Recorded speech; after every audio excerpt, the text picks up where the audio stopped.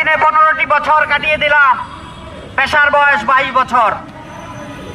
তিনবার আবেদন করেও আমি জাতীয় প্রেস ক্লাবের মেম্বার হতে পারি নাই।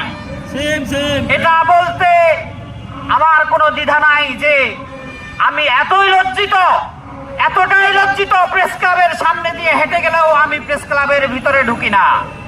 কেননা গেটে যদি আমাকে জিজ্ঞেস করে বসে, স্যার আপনি কি মেম্বার, আমি কি জবাব দেব?